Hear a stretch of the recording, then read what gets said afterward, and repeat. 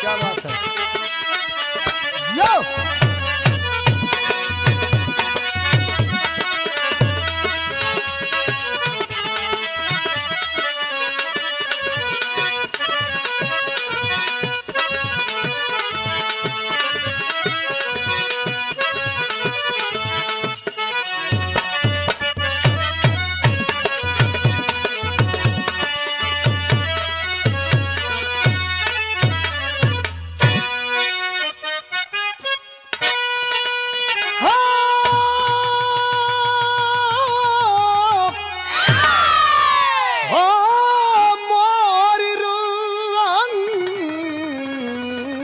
हो राम।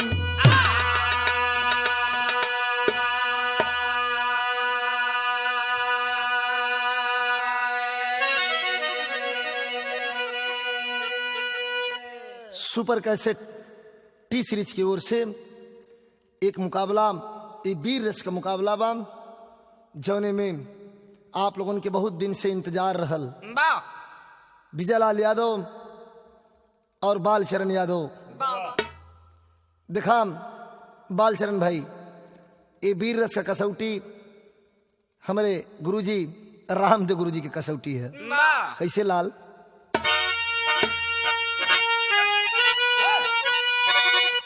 तो भारती आरती ने खड़ी राह में बन के ज्वाला जो दुनिया बदल कर गए, हौसला बैरियों का मिटा करी सदा, उनकी सत्ता बहादुर बदल कर गए, क्रांति में कूद कर शांति दे बाकुरी, जो जवानी को अपने कुचल करी गए, लेकिन आजादी की ज्योति जला हिंद में, नाचिता पर मिली फिर जल कर गए।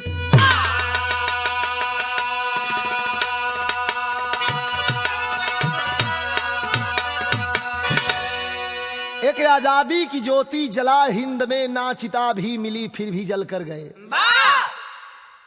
ब्रिटिश गवर्नमेंट के व्यवस्था के तहत का इतिहास आपने पढ़ा और सुना, कलाकार साथियों ने गाया भी, लेकिन एक ऐसा इतिहास हम आपके सामने प्रस्तुत करते हैं जिसमें एक पारंपरिक कहानी भी होगी।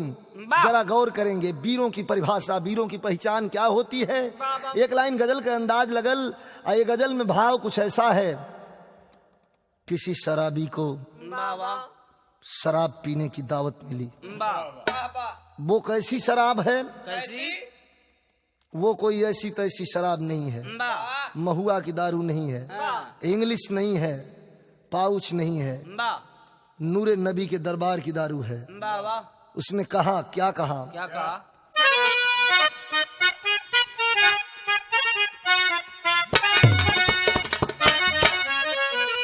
कि आज पीने, कि आज पीने की दावत है यारों,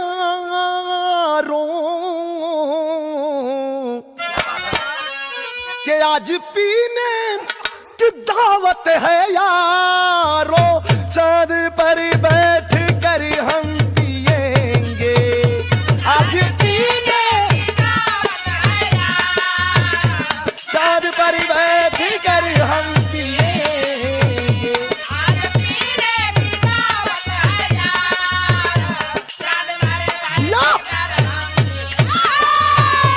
पिएंगे, आज पीने की दावत है यार, चांद पर बैठ कर हम पिएंगे। अरे आज पीने की दावत है यारों, चांद पर बैठ कर हम पिएंगे, उनकी जुल्फों, उनकी जुल्फों की छाये में हंस के, अरे उनकी जुल्फों की छाये में हंस के, अरे प्यारी से उम्र भर हम पिएंगे, उनकी जुल्फों की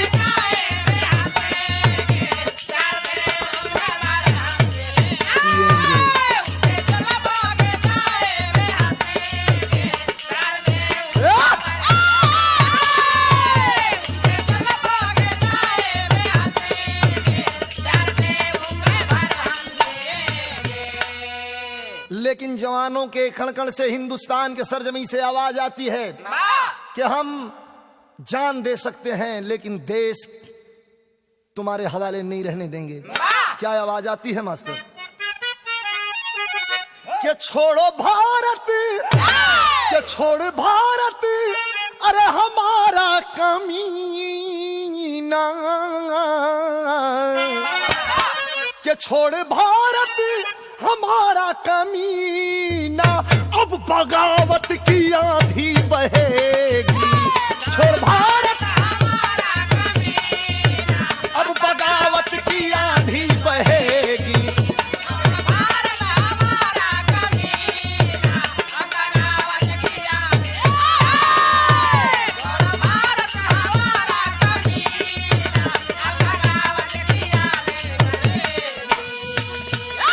छोड़ भारत हमारा कमीना, अब बगावत की आंधी बहेगी।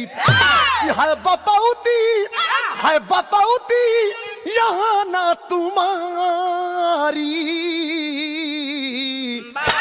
है बपौती अरे यहाँ ना तुम्हारी, की तेरे लोहू की होली जलेगी। है बपौती अरे तेरे लोहू की होली जलेगी।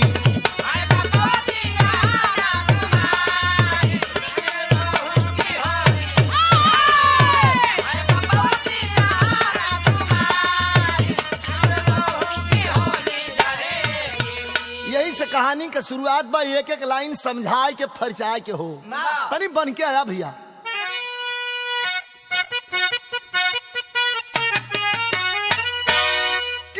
वीरों का वतन ये भारत,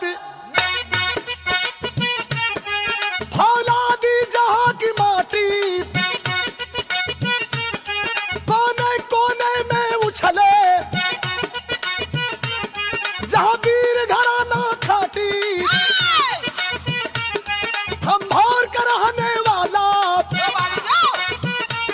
शेखावत सपूत सच्चा, चंदन चंपक दो बेटा, था काम वतन का रक्षा, चंदा की छुट बढ़ाई, कुछ कुसंगत में आया, अरमान किया वो ऊंचा, डाकू का संग वो पाला, बेटे की चाल को लख गई, शेखावर वीर बिरावरी,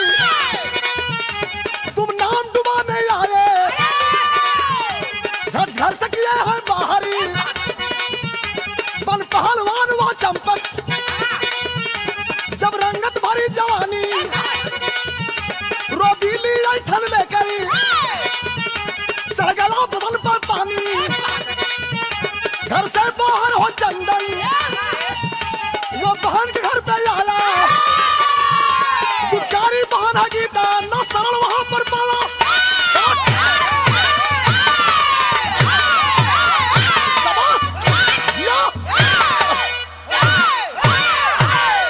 सही है वीर रस। बालचरण भैया देखला, कसौटी तो कसौटिये होली, खाली चिल्लाए दिले से वीरस ना होला, वही में रस होला। रस में से रस निकला तब सही है रजा। कहनाम बाम दो बेटे, शेखावत के दो बेटे, एक का नाम चंदन, एक का नाम चंपक। गलत संगत से चंदन निकल गया घर से बाहर, डकैतों के साथ में घूमने लगा। दूसरा बेटा चंपक खा पी करके पढ़ाई कर रहा है और साथ ही साथ पहलवानी भी कर रहा है। पहलवानी इतना चमकल, इतना चमकल कि इर्द गिर्द में कोई हाथ मिलावा वाला नहीं बा। बिरहा में को तर्ज लग गई, वैसे तर्ज कौनो पुरान ना होले, जितने पुरान होले उतना लचकदार होले। कौन तर्ज बा भैया?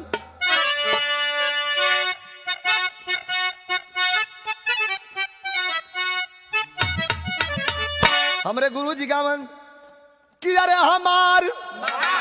हमार पाजे राजा ही राजड़, लेकिन कहना बा कवि का एक दिन घूमत घूमत तू जवन बा चंदन जौन डकैतन के संगे बा वो अपने बहिनी के घरे गयल, कुछ खाना पीना यहाँ मिली, बहिनियों डांट के भगा दिलस।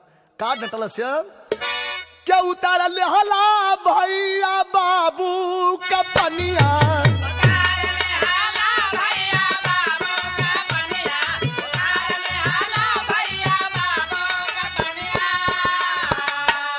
कहा कि अरे उनकर बुढ़ैया, अरे उनकर बुढ़ैया बिगाड़ देहला की उतार ले हला भैया बाबू का पनिया।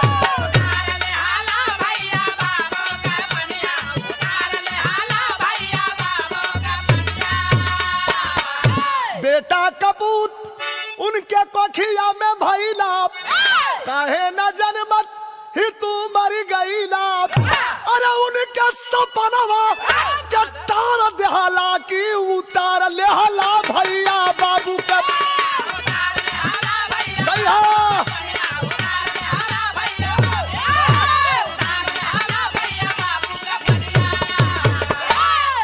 सपूत बेटवा हो तो जिये, कपूत हो तो सरवा जन्मते मर जाए।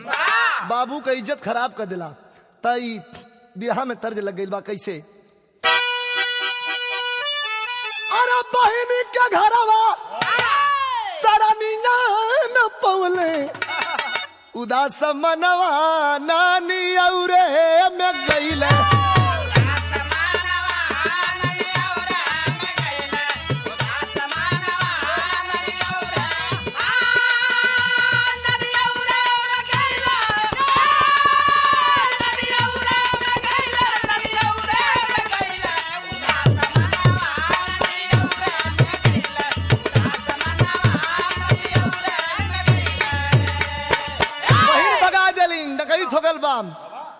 तब ननियौरे में आल मामा न भयने के देहलन सरनिया, तार लेहली मामी परोसल भोजनिया।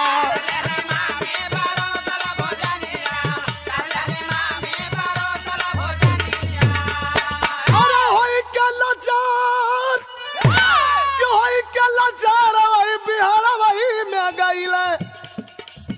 उदास होके वही बिहन का डगर फिर पकड़ लेला, अब कौनो जगह नहीं मिलल। बिरहा में फिर तर्ज एकदम फिर घचघचावे वाली लग गई मास्टर। घचघचावे वाली का मतलब लोगों ने अर्थ मत लगाया, गवैयन के जौन बात उन सीने का बल पर लगाला। कौन तर्जबा,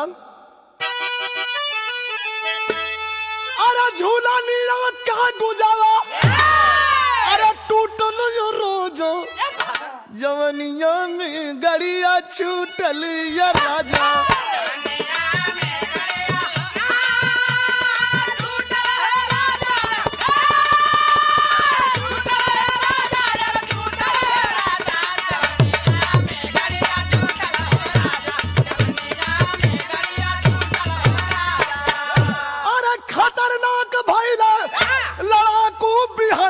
कहले दुनिया जे के डाकू बिहड़ के,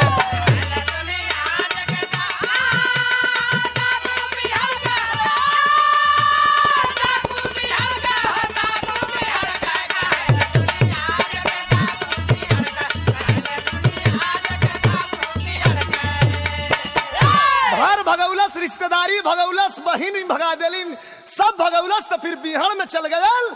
आ दूसरा लड़का जवन चंपक बा, एकर हालत का बाकी चंपक का चमकल हर पहलवानी, आ रोकले रोकाया ना जवनिया के पानी।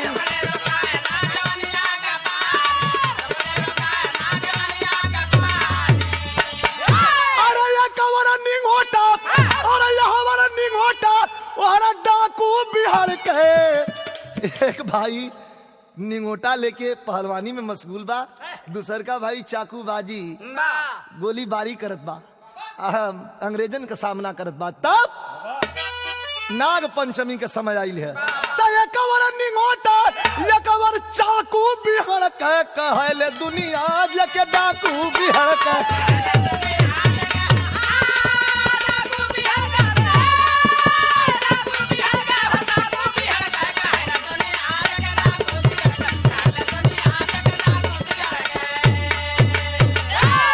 नाग पंचमी के दिन यार 7 साल हो गए भगले, 7-8 साल में बड़ा बढ़िया डाकू ने हो गल बाप। कितना बढ़िया हम बताई, डाकू बढ़िया होतन नहीं, लेकिन खूब परिपक्व हो गल अपने काम में। तब कहना बा नाग पंचमी के दिन मास्टर, ना ना ना ना ना रजा तनी बढ़ क्या बा। अरे तयाइल नाग पचैया जुटलन, अरे पहलवानवा हो जवनवा, अरे भारी कैलैला नवाना, पहलवानवा हो जवनवा, भारी कैलैला नवा।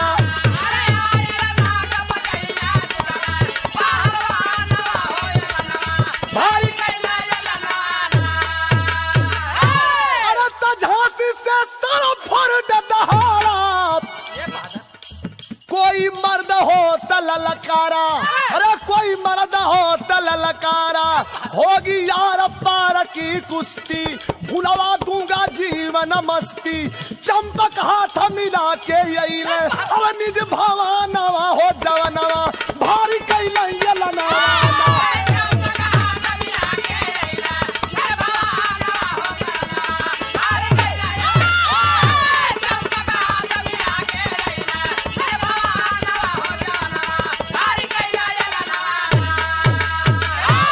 चंपक हाथ मिला लिया। एक पहलवान आया जिसका नाम झांसी से आया हुआ। झांसी में अंग्रेज पहलवान था, सरफोर्ड नाम था। ऐलान कर दिया है कोई माई का लाल तो लड़ लेते हो खैले बा। दौड़ के तड़ दे हाथ मिला लेलस, मिला के गए लगले।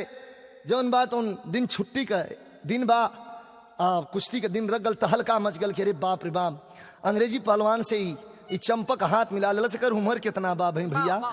तब कभी लिखा था मन कैसे के गोदिया बिठाई के माई दूधावा पिया वाली हो, अरे दूध का कीमतिया चुकाया हो सुगनवा, सिंदूर का कसम हो सिखावा दुल्हनी जाता, अरे रखिया का लाज जनी भुलाया हो बीरनवा।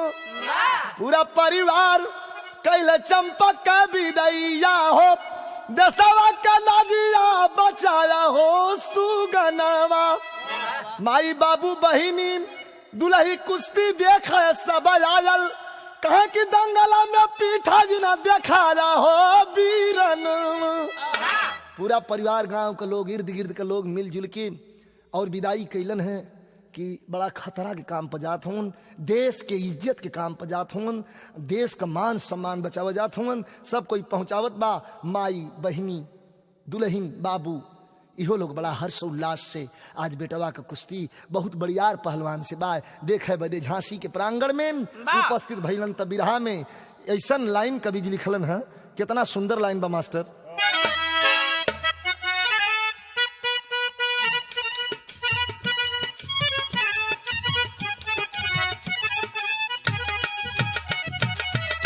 हथवा मिला के चंपक खींचना सामनावा, हो खड़ावा बिचावाना, अरे हो खड़ावा बिचावाना, भाग फोरडा बे मनवा, हो खड़ावा बिचावाना।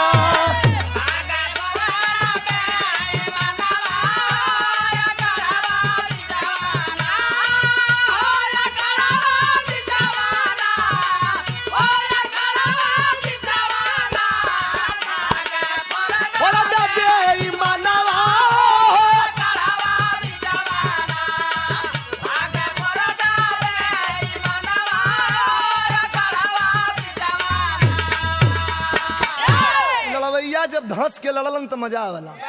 अंजाद चंपक के लगल भागे 10 मिनट का समय निकल गई, 5-6 मिनट बचल बा। तौले 10 मिनट बीतल, भागत भागत नहीं के जनावा, हो खड़ावा बिचावा, हो खड़ावा बिचावा, ना धराया लप्पा हलवनवा, हो खड़ावा बिचावा।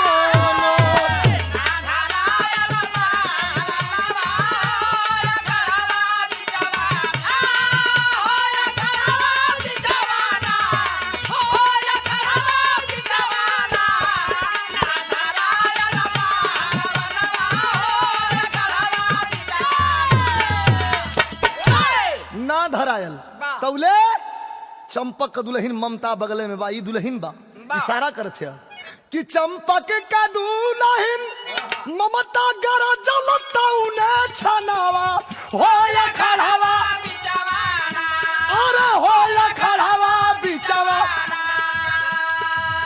काकू करला सजनवा हो या खड़ावा बिचवन। का करत हुआ आए 10 मिनट तक अब वहीं बच गए लिया भागत बा, तो एक मतलब बरोबरी पर छोड़ी बा।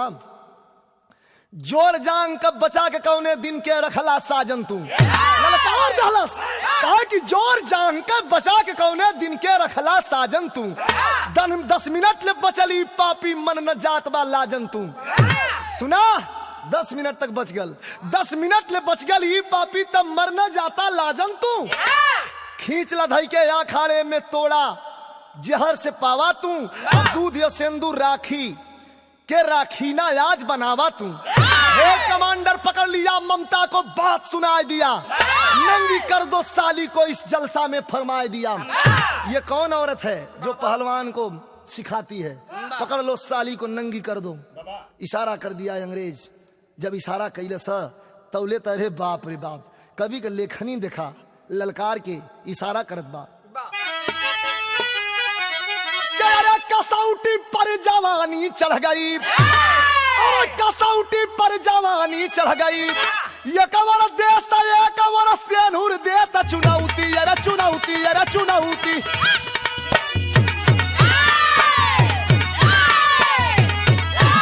जब वही चीर खींचा लगलन सब तो इशारा कैलस, का इशारा कैलस के सजन कहे अरे लाज रखा बजरंगी, सजन कहे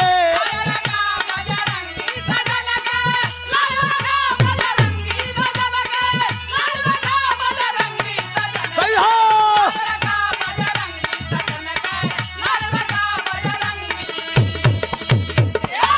इशारा कैलस कि हे प्रभु हमार बल की जान चल जाए, हमारे सैया का हमारे स्वामी का इज्जत न जा पावे।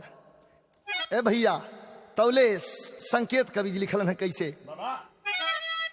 का कि खींचा सिपाही एक अगला, खींचा सिपाही एक अबला का सारी, चढ़ा है अखाड़े पर चंदन दहारी।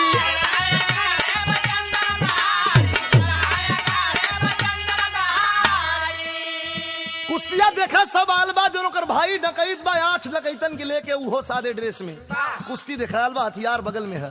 देखलस की तो हमारे भाई लड़त बा, भौजैया बा, अब भौजैया के सड़िया खींचत हम सब, अब कौन दिन रात के हम जिया। तो इशारा कैलस का इशारा कैलस, अरे छिप कर आया था दंगल देखने को, साथे में ले 8 संगी वतन के, लाज रखा बजरंगी सजन के।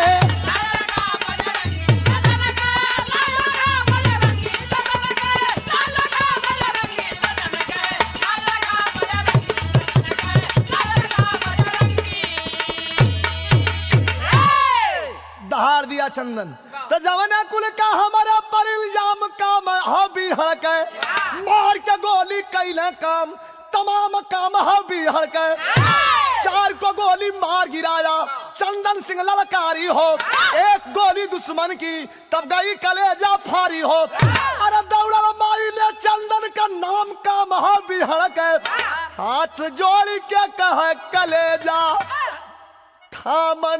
महावीरन के। सिपाहियों अपने साथियों के साथ गोली चलाना शुरू कर दिया। जब ही एक गोली चंदन के कलेजे में लगी, माँ दौड़ देती है, आखिर माई तो माई है भैया, दौड़ देती है माँ, अरे भाई लाल गोली हमारे बेटवा की लग गई। बेटवा डकैत हो, चोर हो, चाहे डीएम हो, चाहे कलेक्टर हो, माँ के लिए बेटा तो बेटा ही होता है। बाबूजी जब ही माँ दौड़ती है तो ले कहना बा मास्टर, 1 मिनट माई रुक जाया, इशारा करत गिरल ह, का इशारा करत बा कि अरे अपने मन करा जा माई बन के हम जियली, तो लोग का सपना हम कई देहली बेकार।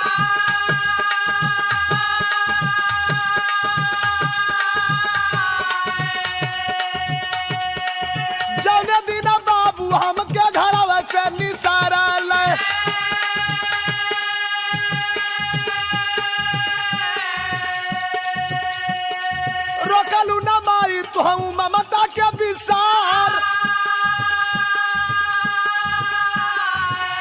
अरे भौजी ना दिहली हमके देवर का दुलारावा।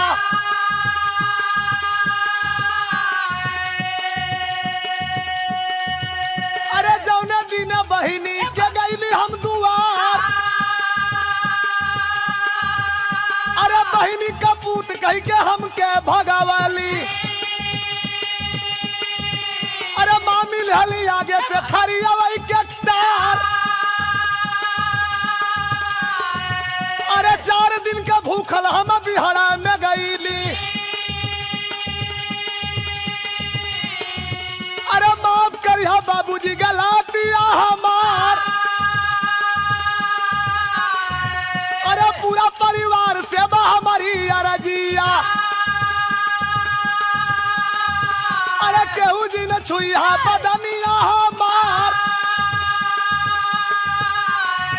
अरे लाश मोरा धरती में जानी दफनैया।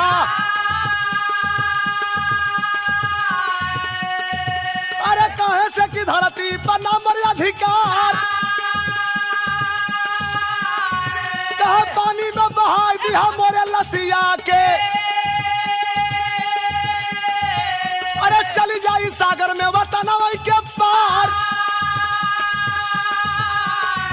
अरे सब कर कलंक हो मिटाई गयल जगह से।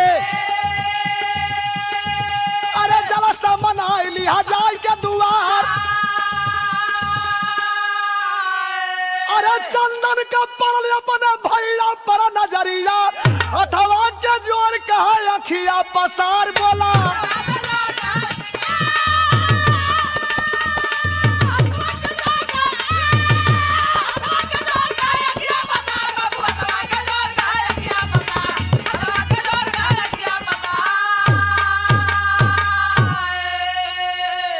न हमार लाश दफनैहा न जलैहा। सागर के धार में ले जइहा बहाय दिहा। बहुत बहुत पार चल जाइए धरती से हम हट जाए। सब कोई रोवत बा। बड़का भैया के बुला के इशारा करस कि भैया सब भगौलस लेकिन तू अपने मुंह से कुछ नहीं कला। तू चाहत रहला कि चाहे जैसन बाय हमरे पास रहे लेकिन हम रह नहीं पौली। ठे हमार बात सुनला प्राण निकले वाला बा। कहला से का कहला। अरे बड़का भैया दिल में जिला लियावा गम के। ये कबर छाती से बीरानावा लगावा हम के।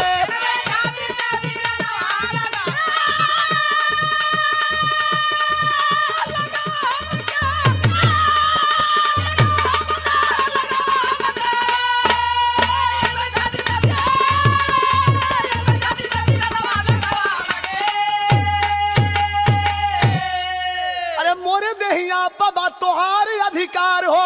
यतना कहत हो गया सुगानावा फरार हो। निरखा माई बेटा का सूरतिया चमके। इतने में क्रांतिकारी जवानन के पता लगल। त जुटल क्रांति टोली भाग चले दुश्मनवा। चंदन से बा चंदन नगर झांसी दर में नवाब। फूल कबर में सोया जाकर खुशबू गम की। ये कबर छाती से बीरा नवा लगावा हमके।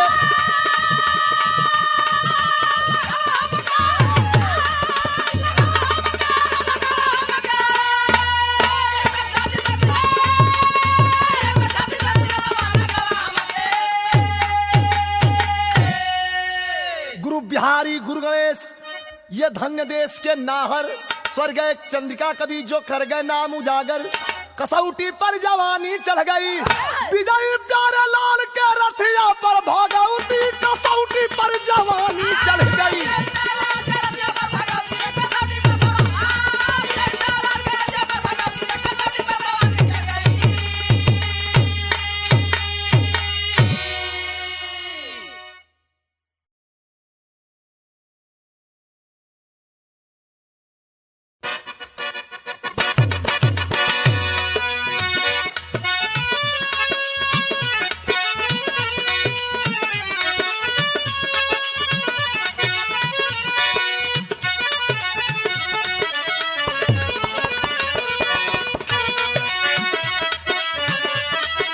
क्या बात है, क्या बात है।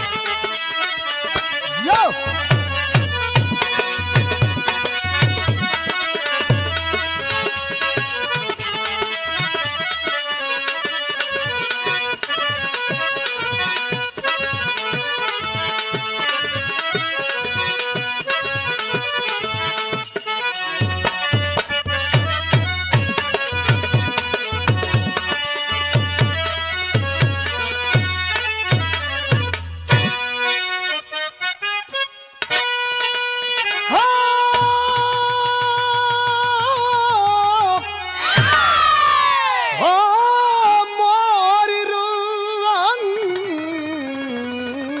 हो राम।